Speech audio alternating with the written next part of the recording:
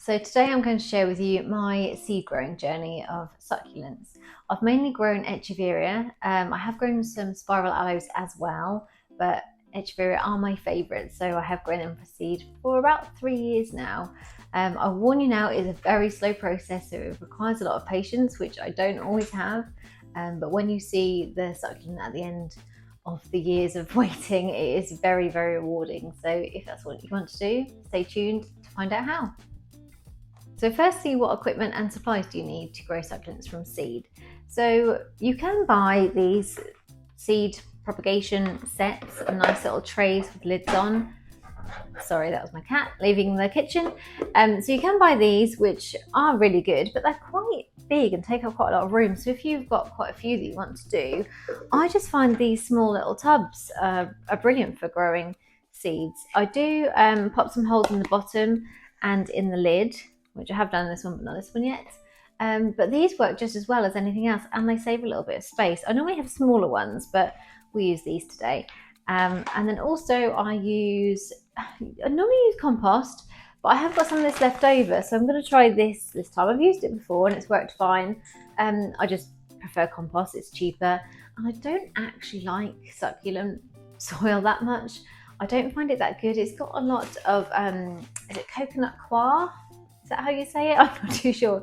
In it, which is, it's kind of dries out too quickly, and then they mix sand in it. So it doesn't work as well for me. I prefer just a standard compost mixed with grit for my succulents.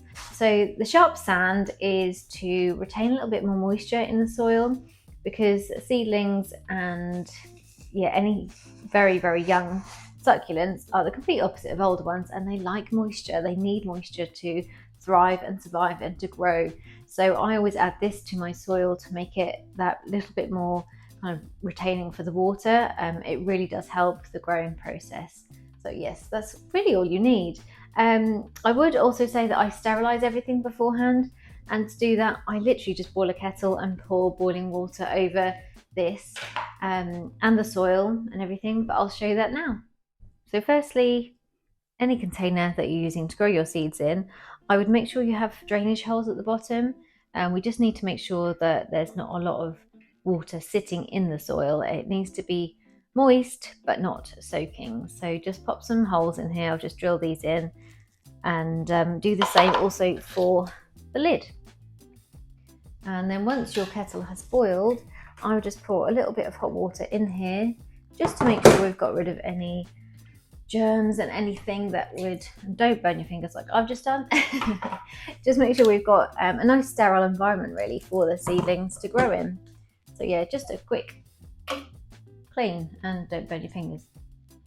So next step is to make a nice mixture of the soil that you would like to use. So like I said, I use sharp sand. This retains some moisture, which is brilliant for seedlings. And I mix it with some compost. It's probably a good idea to just trial different compost, see what works for you. But I would do about a 50-50 mix. So give this a good mix together. Try not to spill it everywhere like I've just done. Yeah, just give it a really thorough mix up. I've got way too much mixture in this one, so I'm just going to divide it into another one, and then we can actually do some more, because I don't need quite as much as I did there. I am making a mess. So yeah, now we've got two different ones to use there. So as you can see, it's all mixed together and ready to go. So the next step is to sterilize the soil. You can either do this in the microwave, put it on for a minute and a half, just to cook the soil basically, or you can pour boiling water over the soil, which I usually do. So I completely soak it, make sure this is nice and full, so every part of the soil has been cooked basically, and then I just let it sit in here to drain out. It won't take very long. Yeah, and do that with the other one as well.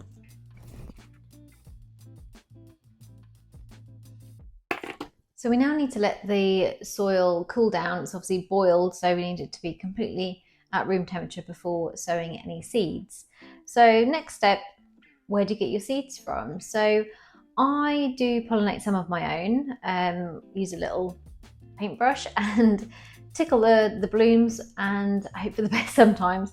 But there is going to be a video actually coming up showing you how to do that, so keep subscribed if you'd like to watch that video. However, you can buy seeds from Etsy and different suppliers. You need to check the instructions to see what temperature they need to be sown at. These ones are 24 degrees and under. So I did some probably about a month, maybe 6 weeks ago now, and they have sprouted quite nicely, but I saved half of the seeds so I could try some now when it's a little bit cooler. I've also got some of my own, so I thought we'd do a mixture today, and I can show you how to prepare your own seeds if you do have some. But yeah, we'll do a bit of a mixture and let's go. So don't do what I've done and tip your seeds out everywhere. When I collect them, I literally just collect them in a little bit of paper. I scribble on what the plant is, sellotape them up and hope for the best, and sometimes the best doesn't happen because it will fall out.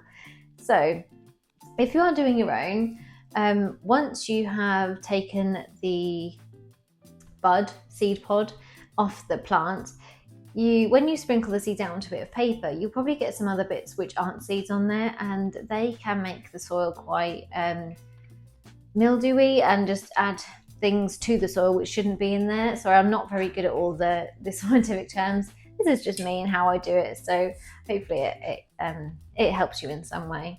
But what I would do is get one of these. These are amazing. I'll leave a link in the description, but it's like a really fine sieve, and it just gets rid of all the bits and bobs on the plant which you don't need. So I just get a little bit of paper and pop my sieve over it. And what one shall we do? Let's do some heart's choice. So this is a succulent with caruncles on the leaves, and it's so pretty. I tried to make my own hybrids this year, and it's quite complicated to I find it really complicated to then find out which bloom you've pollinated with which plant. So I tried to be really organised and write it all down in a notepad, but obviously as the plants grow, more blooms grow and things go in different directions, so it's really hard to keep track of what bloom you've pollinated with what other plants. So I then got a little bit confused. So I know the mother plant of this is the heart's choice, but I have no idea what the hybrid would be. So that's quite exciting to see, you know, what happens with it and what they turn out to be like.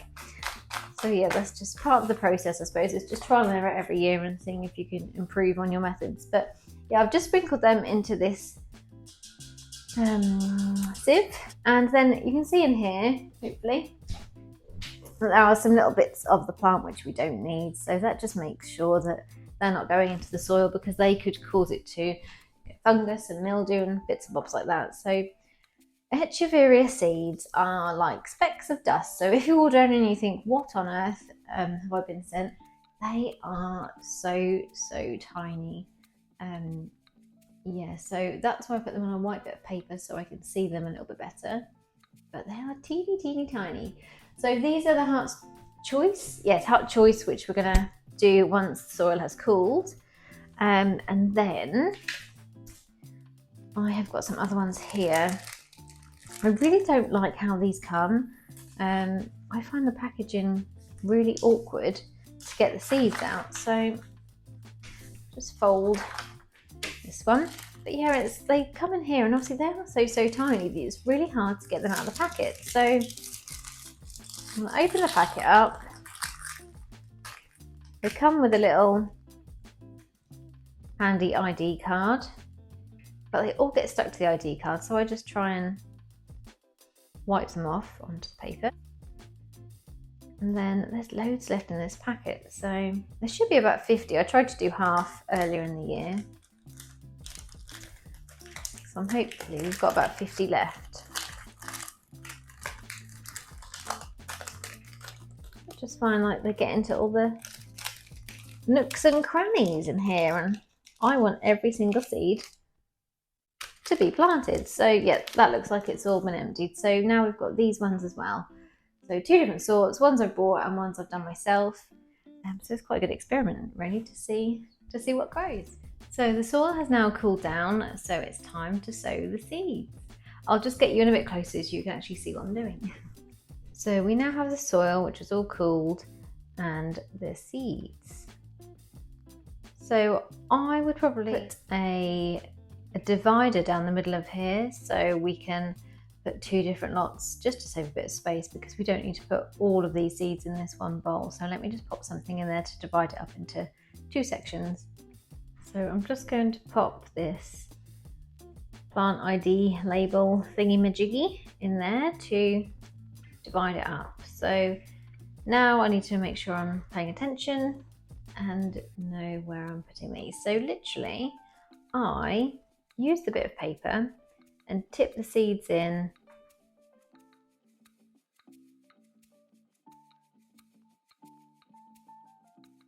nice and slowly. Try and get them as spaced out as possible. It'll just be a lot easier if you have lots of success and they're all growing in one place. It's really hard to then pot them on later on. So yeah, try and space them out as much as possible. It will just help you further down the line. So that's all the seeds popped in that side. So before I forget what I have planted, I use my trusty little label maker to print out a label. So I'd always put the plant name and the date, just so you're, in a year's time when you're having a look at your success, which of course you're going to have, you can then know when you sowed your seeds. So today is the 5th of September. I better put the year as well. I find that quite interesting because sometimes I pick them up and I'm like, what year was that sown? So yeah, we'll just pop that on the side.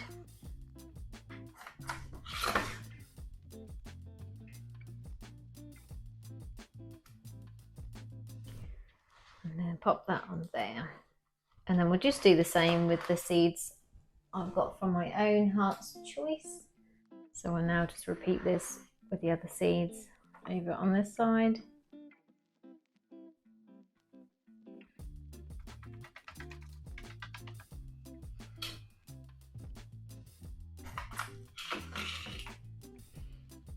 And again, pop the label on the side so you know exactly what you've sown. And then I would add the lid, because we just need to try and retain as much moisture as we can in the soil and in here. They really like to grow in some humid, moist conditions.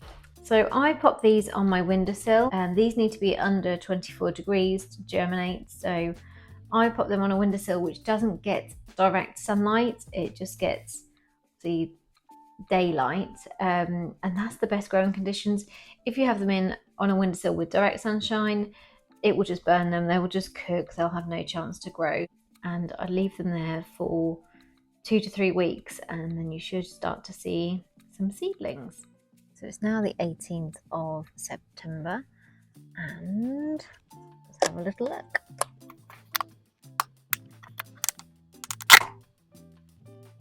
So we have got some success.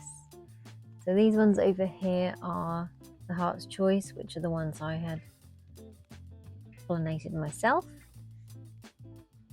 And over here are the ones that I had purchased. So quite a similar success rate actually. As you can see, they are just so tiny, they're like little bits of cress. So they will take some time to get bigger. And I'll just show you actually some which are a little bit older than these ones, just for a size comparison so you can see how they grow.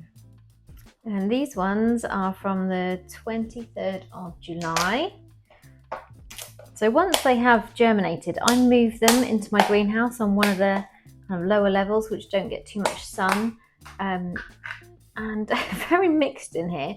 So we've got no growth whatsoever, very leggy ones, and really compact, lots of growth in this bottom section here. So yeah, all very different.